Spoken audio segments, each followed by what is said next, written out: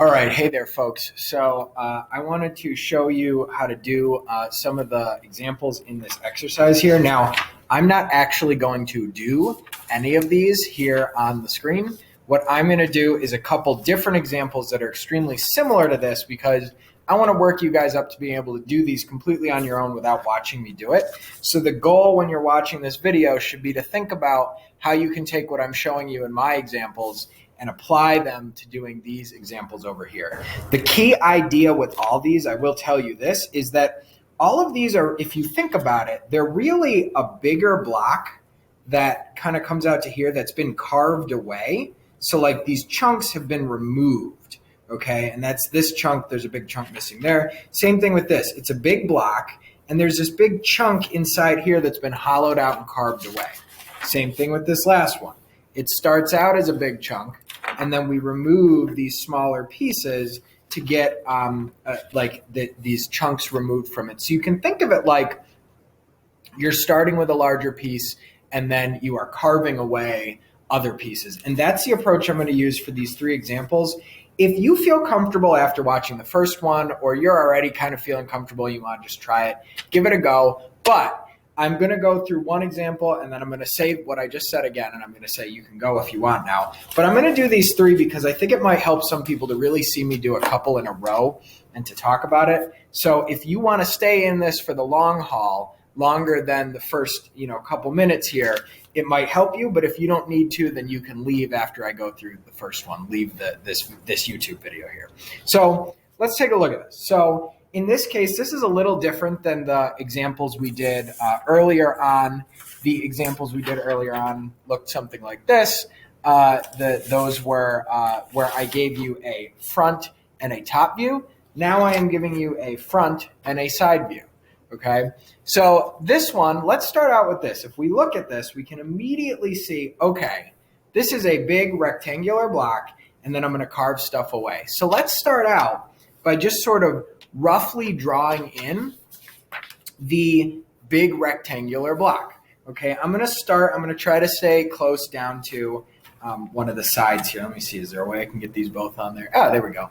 Both on there at once. So I'm going to, let's see, I'm going to start at this corner. I'm going to just draw in this block. I'm not going to worry about the other lines for now. I'm going to start here because I know I'm going to go off this way, up and over. So I know that this block is 1, 2, 3, 4, 5, 6 squares tall. 2, 4, 6 squares tall. Oops, 6 squares. 2, 4, 6, perfect. I know that it is 1, 2, 3. So, well, that was 2, 4, 6, 6 squares deep. 2, 4, 6. And that it is 2, 4, 6, 8, 9 squares wide. 2, 4, 6, 8, 9 squares wide. Now what I can do is lightly, very lightly, because we're going to have to erase some of these later. This is just the block that we're going to carve out of. I'm going to lightly sketch in the rest of this. Let's see, we went up there. So we'll come back this way, over this way. So there's our back corner there. So that is our general block that we're going to now carve out of. Now I can just focus on finding the points that lead me to the carving here. Okay, so if I look here, well, this point, it's got to be either here or here. I know that there's definitely a point down here. I know that I'm going to have some point up top here. So, and that one is 1, 2, 3, and then it's up to the top. So 1, 2, 3, up to the top. So I'm kind of just adding in these points. Looking at these two views, I know the right side I'm looking this way, and this side I'm looking at it that way. From this side, I only see a big surface here. So let's add more of these points. Let's add this point right here. So 2, 4. I'm going to come in 1, 2, 4. So that's got to be that point there. And you just kind of keep adding these points. 2, 4, 6. Well, that's straight up to the top. Duh. Right up there. And you can start switching between these two and say, well, I have to be able to see this big triangular surface here. So something's got to tilt back in a way. So let's assume, we can probably assume that there's like a straight line back from this that comes over to here. Like that this point and this point are really kind of the same 2 points. So if I come back here, okay, now I can start to see, oh, maybe there's a line like this and like this, okay? And there's that. Now look at that. Ooh, I think I just got this surface matching to this surface. And I've got this surface matching to this surface. So I think I'm doing things right. Let's kind of repeat that on the other side. Well, it looks like this back part is tilted back too. So I'll come in here and do something like that. I know this block part is still going to be sticking out there. And now what we start to see is, hey, that's taking shape and things are looking pretty good. So I'll darken in some of those lines that I think are right. We need a vertical line there. And now if I just erase some of these extra lines that were there, just sort of construction lines before I started carving, now I think we can see this is really the shape that I was looking for all along. And if we pull out those highlighters again, like I did the other day, if we stick with some yellow, let's say for the front, let's say that this surface is probably this one, right? This surface was probably this surface, okay? Switching to blue, maybe, for the right side here, we've got blue, blue, right? That was probably this part and this part. And we've got blue here, okay? And our top view, well, we can't see that, but let's use a little red in there, okay? That is probably this edge right here. We're seeing this edge, which in this view would be this edge right here. So, and we can see here that this is pretty much where we want it to be. This line was probably this line, which is that point. And so you can see how this kind of fills out and you end up with this shape. So at this point, this would be the correct interpretation of this orthographic drawing in 3 views. So by this point, all right, it's been 6 or 7 minutes that you've been watching this video. If you feel like you're ready to go try the problems that I've got in Google Classroom, go give it a shot. If you want to stick around to see a couple more examples, I am going to keep going in this video, and you can keep watching, and I'm going to do the rest of those. So let's look at this second one here. For those who are sticking around. Okay, the second one, all right, this one is a little bit trickier than the last one, but it's still not too tricky. So for this one, we are going to start off with the same exact approach that we did down here. We're just going to assume that we need to create a block. Let me label this one with A. This is going to be B. We'll do it over here. So we're going to start out with a big old block, okay? So let's start with this corner. I usually like to start with the bottom right corner of the front view. So if we start there, and maybe we're going to put that corner right there, 2, 4, 6, 8 wide, 2, 4, 6, 8, and then we're going to come up 2, 4, 6, 2, 4, 6, and we're going to go the depth in the right side view here, 2, 4, 6, 2, 4, 6. Okay, let's fill out our block now. Some vertical lines. Let's come back from there. Come over from there. We can come back on that. Over here. And I'm just kind of filling in. There we go. So this is our block that we are going to carve out of. Okay, so to start carving, again, let's just look at points. Just go one point at a time. So we know where this point is, right? It's right here. Well, if we come up from that 2, we're definitely going to get here. So there's something to do with that point is going to be right there. This point, probably the same as that point, but there's also some other points in here that we're seeing. Well, we see a line. So why don't we kind of sketch in a line that corresponds to that? So that was 2, 4. So I'll put some dots over there, and I'm going to go like this. And we see this line up here as well. We are going to... So we've got this line coming up here, okay, and that's going to create this shape here. So we see, all right, things are looking good right now. This shape is probably correct. Let's see if we can figure out the rest of what's going on over here. So if we come over and we look at this dot, okay, this is on our front face. So let's come over 3 to get 1, 2, 3, to get that dot there, okay, and well, I see a couple other dots. Some dots going to have to line up here. Let's kind of mark that in. And then let's also put this dot over there in as well. That's 1 away from this back corner here. Well, and I see a diagonal line. Now, if I were to draw a vertical line here, it might look okay for now, but we're going to see later that that might not quite be what we want. So let's keep adding this other stuff in here. We see a line right here, okay?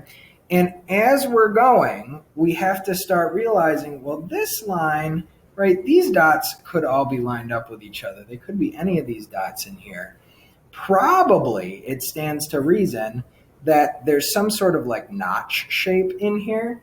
So we could probably just play around a little bit and see if we can replicate that shape right there. So, well, I know that there's going to be some dots in here. The reality is sometimes you might find there's actually multiple different ways to interpret this. But what I see going on here is that there is a surface like this. So this surface corresponds to this one right here. And then we need something diagonal in here. Well, we already have the start of a diagonal. So maybe it's going to come back to there. Oh, but wait. We have this whole surface right here that we need to be able to see. So maybe there's a corner like this. Okay. And now we start to see, well, this looks like it possibly makes sense. So I think I have honed in on what is probably our correct interpretation.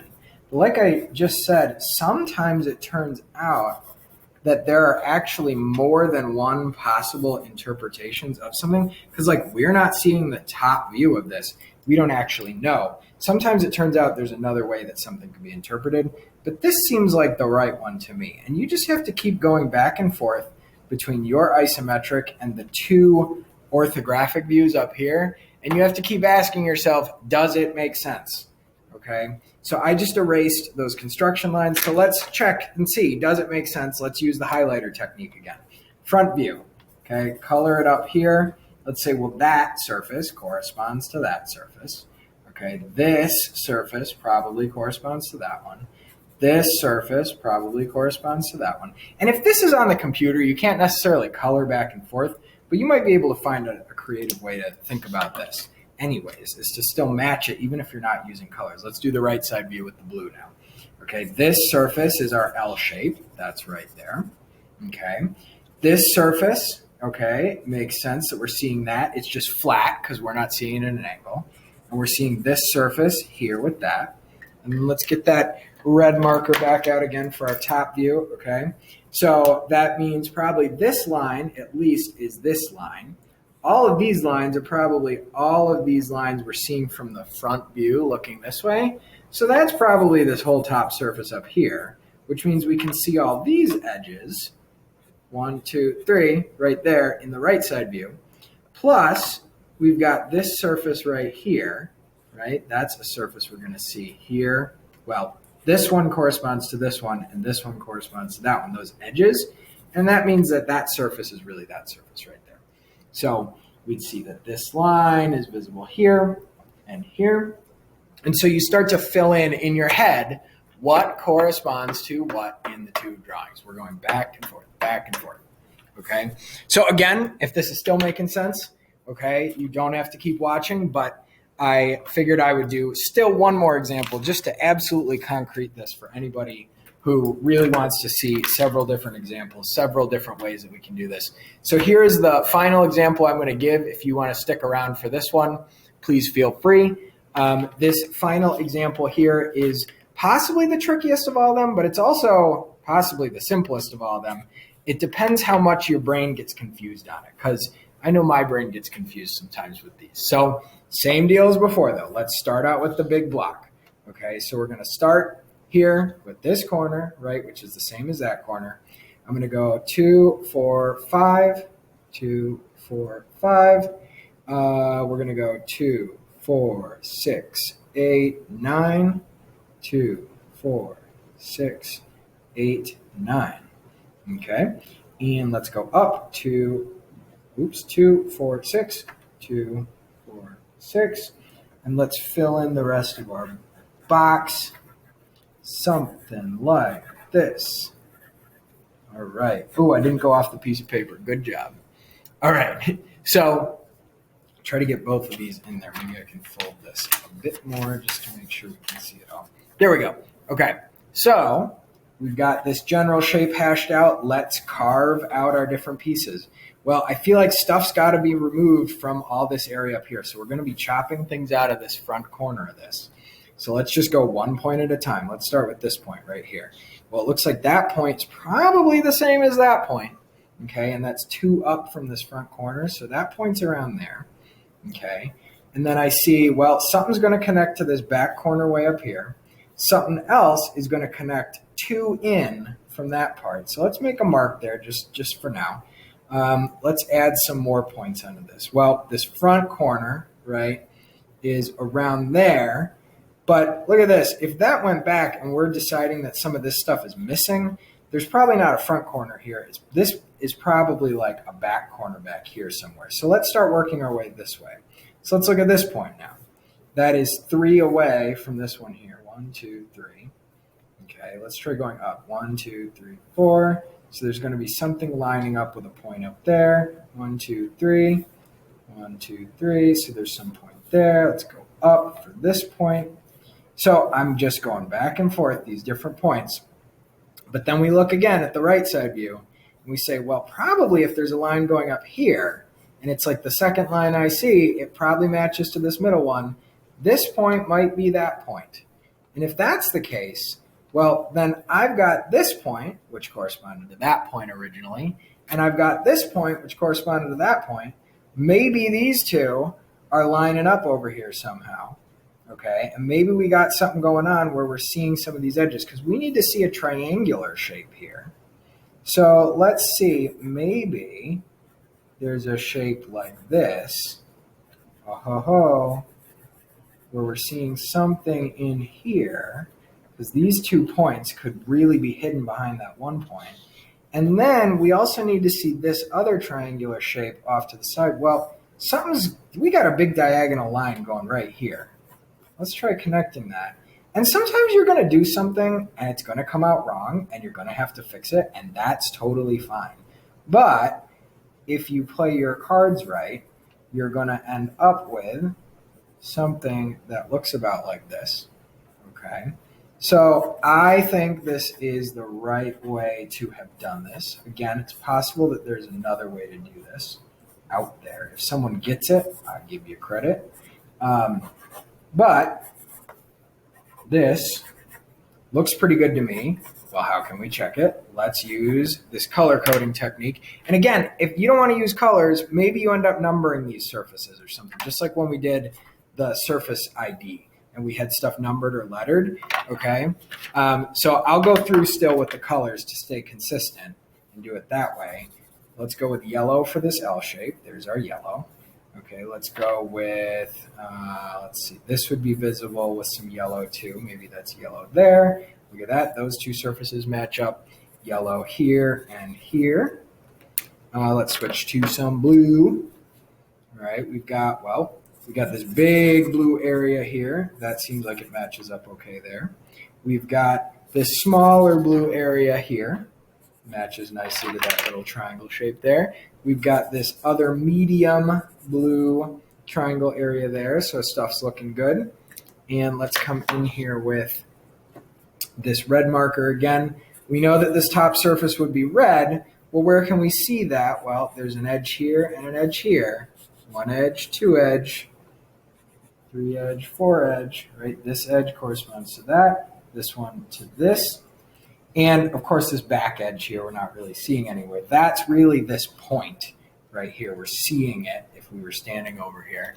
And that looks pretty good to me. Things seem like they match up. So again, if you wanted to number these, maybe this was surface 1, and then you put a 1 there.